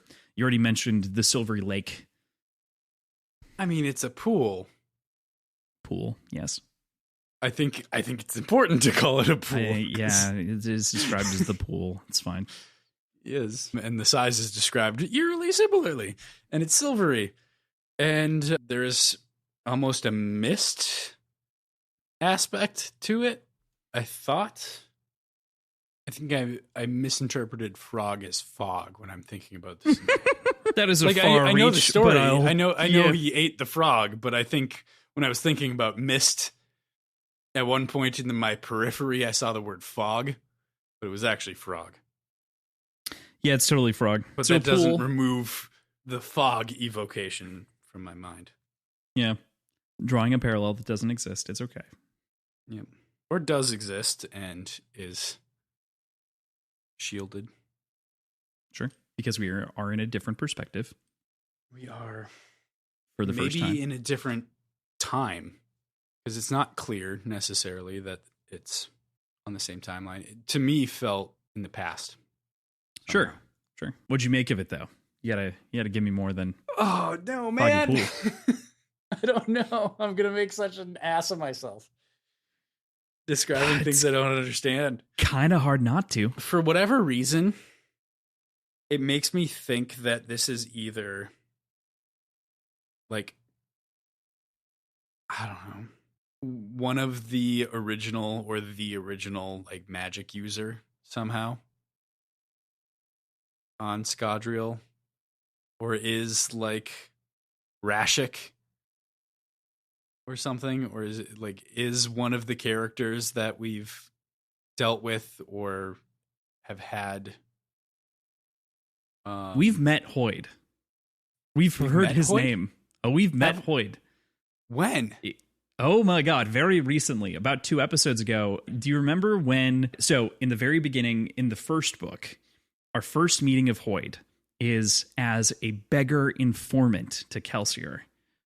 Oh, shit. Our second meeting is as an informant to Vin that she skips based on an inkling and a suspicion in the back of her head. Oh, no. Shit. Oh, man. We've met Hoyd. I missed that name. I missed the name entirely. You did Both between times. the 2 books. I was just wondering if you were going to connect them even within the series. Now we have a third instance, and I just cannot let you go on. No, that's fine. Knowing. It's A-okay. Oh, man. And honestly, Vin meeting or choosing not to meet Hoyd feels like the kind of connection where you would have pointed it out under most circumstances. Did point it out. Did you I actually almost explicitly, I guarantee you it's in my notes. I'm going to go find it real quick. Continue talking. I made a big deal of this. I mean, that's what I have, basically, is I didn't make that connection, and now I feel like a dum-dum. Mostly. But no, there's no way you pointed that out. Oh, I did. You want to, I bet Google Drive does a really good job of this. If I just type in Hoyd. Okay. HOA. Was it as recent as episode 5? Hoyd. Why'd that pick it up? It would have been 4, I think. 4 or 5. I think it's 4 or 3. 5. It wouldn't have been Just 3. Checking. Okay. So here was the question I asked. Vin leaves and double checks her trail to make sure that something isn't following her throughout the city. She detects nothing and is on her way to visit a second informant, a beggar named Hoyd, humming to himself. She hesitates and decides to skip the meeting because something bothered her about the situation. Upon jumping around the city more to follow Set's instructions, she finds herself at the Canton of Research headquarters, undoubtedly where the Lord Ruler's cache would be. I mean, you pointed out that his name was Hoyd. You didn't make the connection between Oh no, that's not my job. That's what I'm saying, is in a lot of those circumstances where I just straight up missed a previously mentioned connection like that, I feel like in a lot of those situations, you like point them out because they're contextual.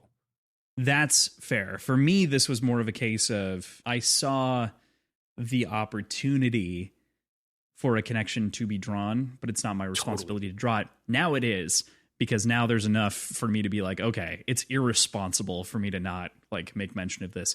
That to say, there are many of our fans and listeners as I went through the series even and was reading through that didn't catch these connections. So you are not alone in not picking this up. And I think the entire point, I think Brandon said this a lot kind of early on, is that these early books, a lot of the connections are meant to be Easter eggs, not necessity to catch or understand kind of meta plot, and will gradually become more and more important, but are not core to understanding the story.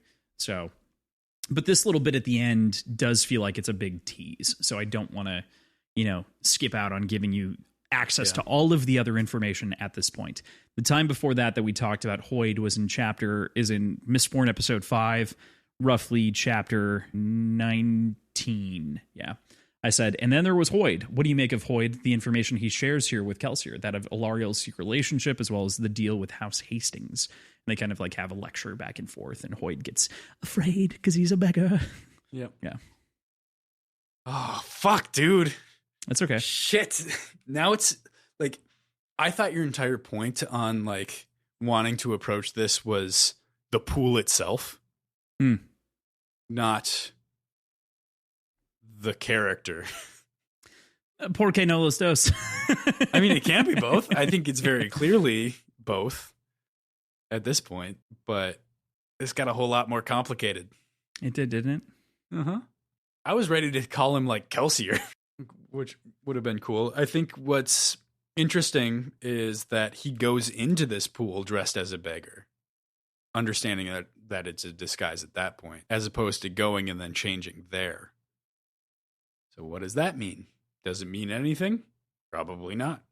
How quickly can he move to and fro? So that's a Hoyd comparison. Yeah, that's a Hoyd comparison. It's okay. I'm not fully restricting you from reading these books. Just kidding. I am. So that's a Hoyd comparison. What about the pool? So the pool is clearly working as a portal, but I think is also the source of magic. Okay. The font of magic.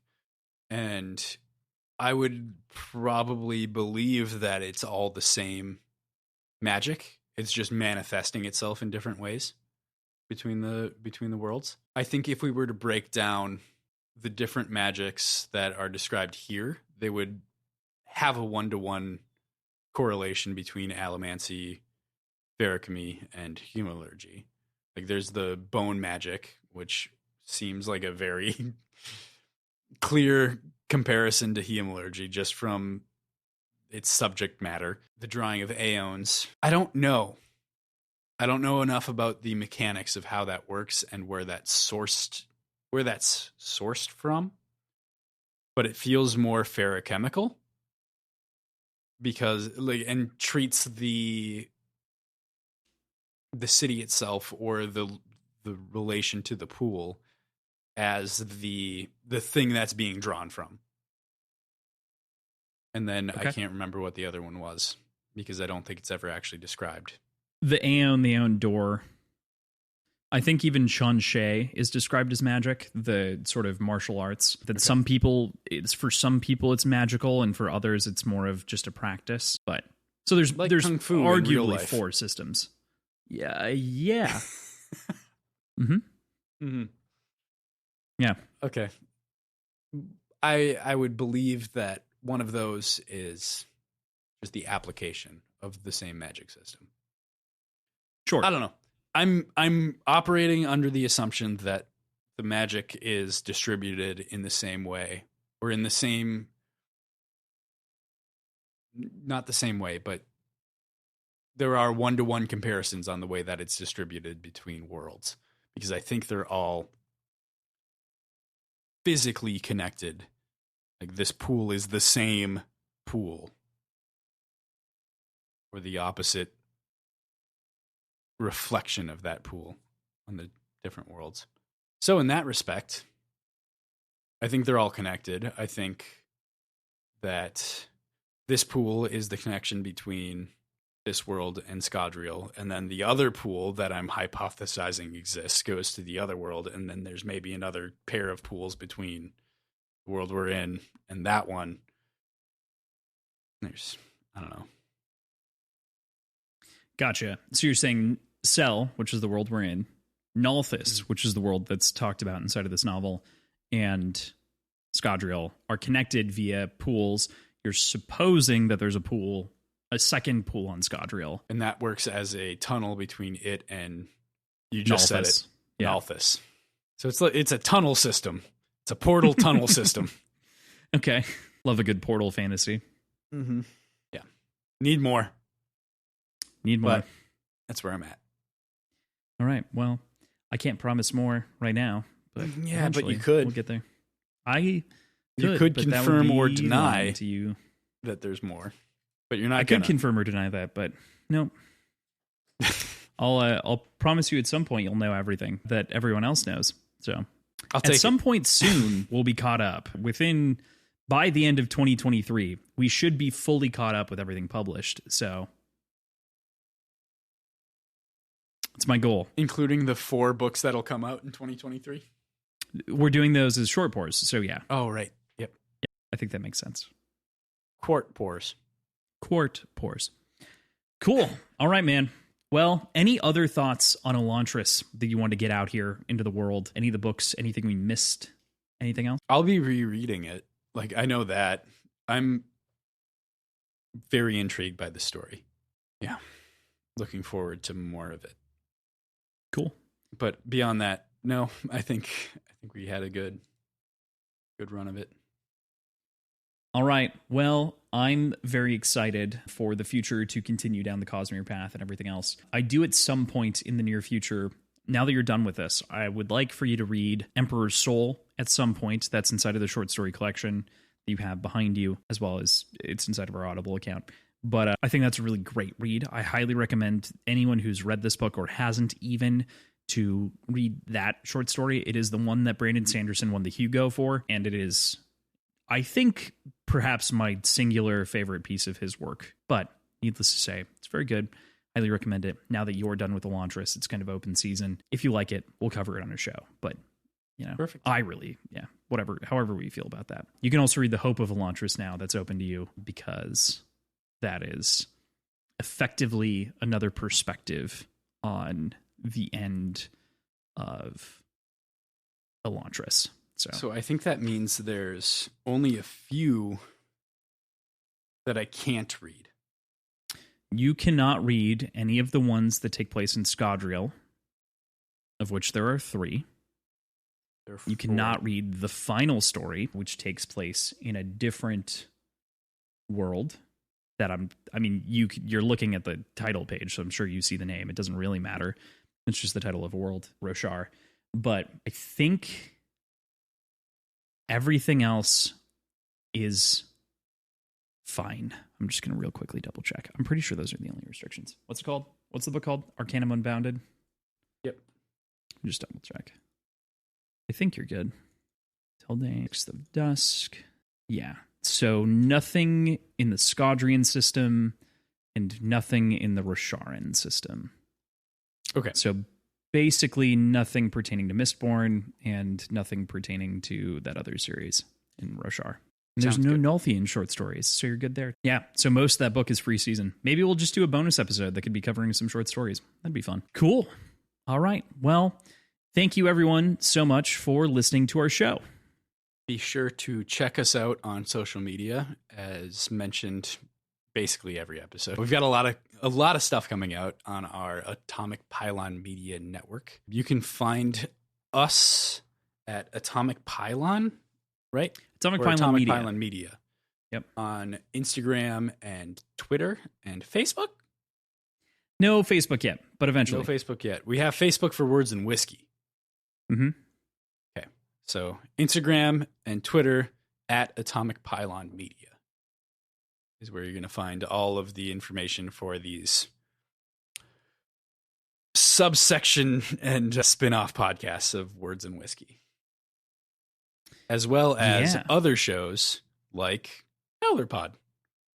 Yes, very exciting to talk about all of these different shows and whatnot. Make sure that you check out Tales of Kana as well at Catacomb Party. That's one of our newest, most recently launched show. Jesus. Yeah, very excited for everything that is to come. With that, I do want to make mention next month, we are going to be having a very, very, very special episode on Short Pours. So with that, make sure that you check out all of our links inside of the show notes. You can find our schedule, Patreon, previous episodes, and our website and our socials all in one convenient spot. Beyond that, check out the other shows, like we were saying. Follow us, Words Whiskey Pod, on Twitter, Instagram, Facebook, and Reddit. That's where you can find us, of course. That's where you can support us here. And, of course, listening along to our regular main weekly show, where currently and for the next year and a half, we're going to be talking about Brandon Sanderson. So if you liked this or even slightly enjoyed it, come check us out.